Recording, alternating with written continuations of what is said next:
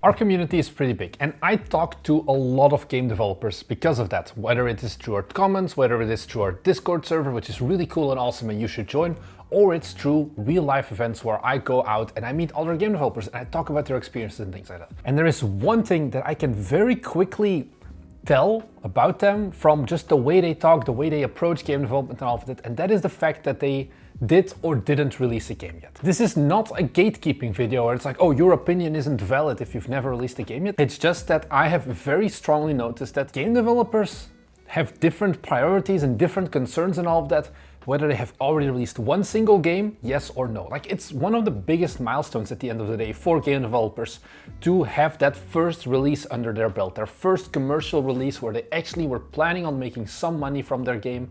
They had to do concerted marketing efforts, they had to do all of that basically, and they see a number at the end of the day quantifying how much the market has rewarded them for their efforts. And this is something especially where I talk about those things that we've also learned after having that first release, where we were still kind of stupid because we believed in fairy tales and that we were going to be able to quit our jobs after the first release and all of that. And it's those things that I can talk about on these videos, and I do, and I'm gonna do even more in this video, but you're never going to fully understand it, and you're never going to fully internalize what I'm talking about if you've never released the game before. And that's fine. Look, if you don't want to listen to me, at some point you're probably going to release that game and you're going to run into that wall, and then I can promise you're going to be like, oh yeah, Marnix did kind of warn me about that. And I want to talk about those things in this video, because I think the first thing that honestly these game developers often underestimate or overestimate is how good they are. I think the biggest possible ego check you can have is, once again, spending years on the game, spending months on the game, whatever, pouring a lot of money into it in certain cases, only for you to then have 5 reviews. That is everything that your game equated to. It's like a quick burst of your family and friends buying the game, and you have like 20 daily active users on like launch day, and then a week later it's at 0. And all of that effort that you did kind of just poof, is gone. And it's like, hey, you're not as talented as you thought maybe. You're actually not going to be the next Eric Barone or Toby Fox or whatever, even though you were kind of daydreaming. You were like, hey, what if this game is going to be a massive success and it's going to be the thing that changes my life? And definitely, I fully understand you. We did that, like I said. Once again, all of these things I'm talking about in this video, it's not just me talking to other devs, it's everything that I have gone through as well. Because at the end of the day, what you like your game a lot because you're making the game. So you should probably like it, but it's something that maybe not everyone on Steam likes it. You suddenly have to deal with people forking over cold hard cash that they worked for, that they earned and whatever, for your game. They kind of need to want to play the game then. They really need to be interested in all of that. And for you to then have spent years looking at your artistic vision and your game design and all of that, and you're being really proud of it, for it only to get no response, is probably one of the hardest things you can do.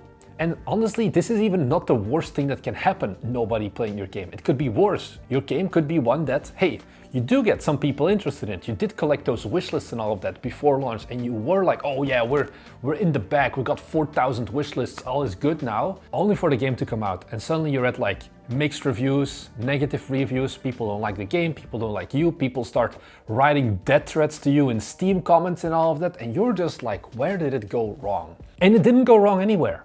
This is just game development. Welcome to the club, unfortunately, but it's something where your approach for those next few games that you're going to be releasing is going to be very different. You're going to be more analytical. You're going to look more at, okay, am I actually making a game that other people maybe want to play as well, especially if you are, once again, planning on making sure people play it, making sure people buy it. And I think that is something that you're very much not in that world right now. And this sounds like I'm saying like, oh, you're in this dream world and you have no idea what game dev is about. And kind of yes, but it's not a bad thing. Game dev still, especially your first few games, they should be for fun, because once again, you're probably going to run into those walls anyway. And it brings me to the second big thing that we underestimate, and that, once again, everyone underestimates, and that's marketing. I know, people always say like, oh Marnix, all you talk about on this channel is marketing, but it is because marketing honestly is such an important part of game development at the end of the day. A lot of our people in our audience say it, and I 100% know that none of them have released a game, and that is the statement, a good game will sell itself. Maybe back in 2015, but in the year of our Lord 2025, that doesn't happen anymore. A good game with no marketing is not going to sell itself. You are always going to have to pull out all the stops for marketing your game. And it doesn't matter how good you believe that your game is going to be. It is going to need YouTuber coverage, it is going to need to participate in things like Steam Next Fest, other festivals and all of that. If you don't do that, it doesn't matter once again how good your game is going to be. You're going to go back to those 5 reviews and you're going to question, was it all worth it? You've done all this time and effort into making the game that you really wanted to make, but then you're too lazy to spend like 3 weeks on trying your actual best to market the game. Marketing the game is just a small part in terms of actually hours put into it.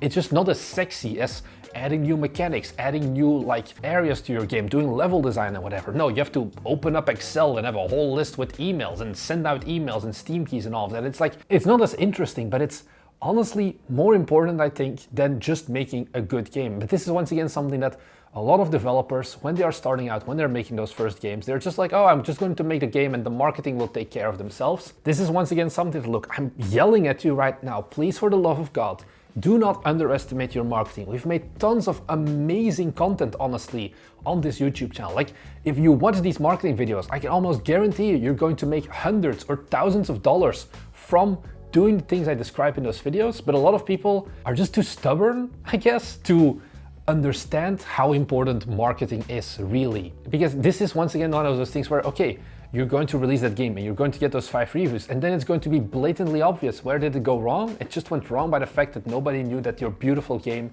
was going to come out. And once again, going into the future, you're going to care more about marketing. And that is generally the trend that I see with other developers. Once they've released that first game, marketing suddenly goes from like something that they kind of do at the bottom, or maybe not even do at all, to something that they actually think about in the beginning. And this doesn't just mean that, oh, you have to start, your next game is going to be only focused, hyper-focused on what does the market want. I'm going to make an open world survival crafting game, or I'm going to make a streamer-friendly game, for example. Those are definitely approaches you can do as well, but you don't even need to do that. You just need to do the bare minimum of sending a few hundred emails to influencers and all of that, and maybe participating in a Steam Next Fest. And that's it. You're already better than, I would say, 80% of the other hobbyist game developers, the other people watching Bite Me Games and all of that. And with this idea of not really understanding, okay, how does all of this work?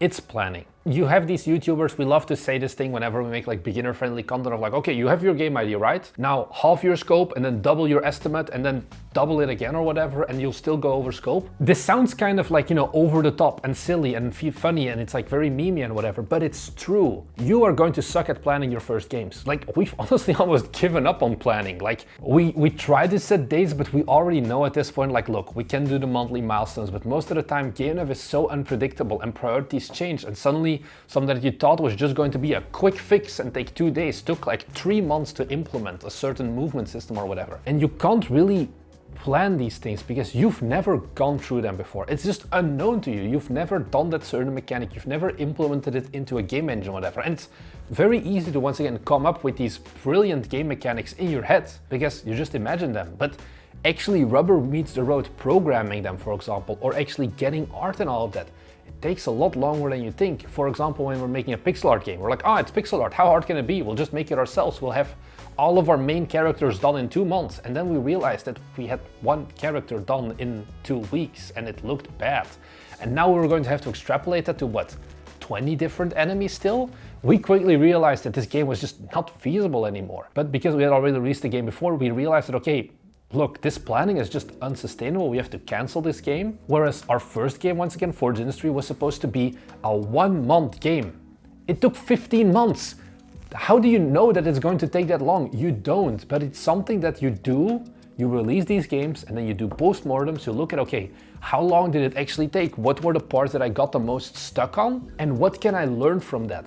Can I learn that, hey, maybe we shouldn't do 3D modeling ourselves anymore because it looks like ass and it takes so much time? Is it something where we want to use assets instead, for example? And that is something that you can only build up through experience. That is only something that you develop more games and you'll get a better understanding of how do I, the developer, develop games. How do I work? Do I work better in certain seasons? Like, all of these things matter. Maybe it's summer and you didn't assume that, hey, during summer you want to enjoy the good weather, so you're taking more breaks, whereas in winter it's like grind mode because it's cold and miserable outside.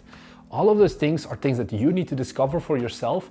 And it's like that idea of, okay, half your scope and then double your timeline. It's like, it's okay, but there's so much more you can learn from planning by just having gone through it yourself, basically. And then it's just all those small other things that nobody really warned you about, that you didn't even consider. Like, for example, the fact that your game was going to get pirated, which kind of sucks, but it's normal as well. And it's something that, once again, you have to experience, because it's like, once again, it's like, oh, my game wouldn't get pirated, right? Either I'm a nobody or I'll have good anti-cheat or whatever. And it's like, no, everything under the sun is going to get pirated, whether you like it or not. It's things like, hey, you don't want to release in the middle of a Steam sale, because your game is going to get banished once again to the bottom of Steam and no one's going to know it because you're competing with Skyrim for €4 or whatever. Or that idea of, hey, I do need to have 10 reviews, because if I didn't reach those 10 review mark, then I'm not going to get extra visibility from the discovery queue. It's instead of like, I'll get those 10 reviews myself. No, you should have 10 people lined up before the game even releases, ideally, to buy the game the moment it releases, day one.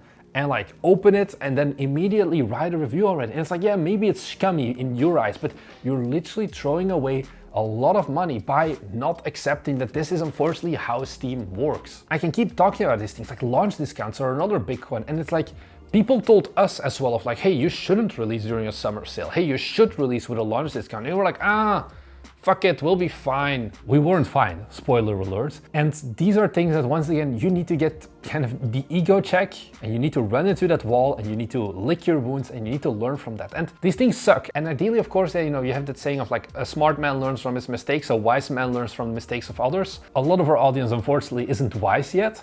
And that's fine, I think. The first game you make should just be purely for joy. Like, you're never going to be as happy, I think, as that first game that you're making, because, like I said, you're kind of living in this dream world where your game is going to be the next Stardew Valley, and your game is going to be amazing, and you'll love playing it, and you haven't been hit by the crippling doubt of player comments, player reviews, and seeing the dreaded review percentage go from mostly positive to suddenly that orange mixed, and it's like, yeah, it's over now. Do I even want to do game development? And this is not to discourage you of like, hey, look, your first game is going to suck and then you're going to stop doing game development. No, this is me just saying like, look, the first game you're making, you're going to enjoy it, but it's not going to be perfect.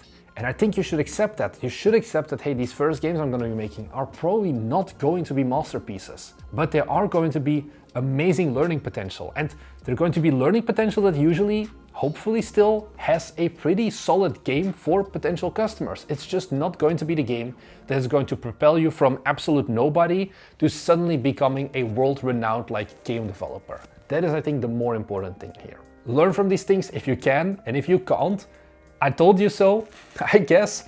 Keep that in mind as well. There's a lot of things where honestly, you don't know everything. And I think understanding that you don't know everything and that that's okay and that you still have a lot to learn is just fine as well. You don't need to come into this as an absolute expert. I do like looking back, because whilst we've made some mistakes as well, we've done a lot of good things along the way as well. It's not like everything you do for your first game is going to be horrible. It's just going to have a higher percentage of things going wrong than all of the next games. So that is the good news.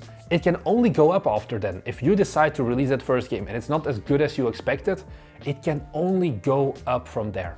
Trust me, I promise you, I don't think you can make the same mistakes again. If you do, well, I have questions about you, but I really believe that you can still make a lot of good games. So with that out of the way, if you want to make good games, then this is the channel for you, because we make 2 videos every week where we talk about the things that we've been learning, making our own video games and selling them and having decent success at this point.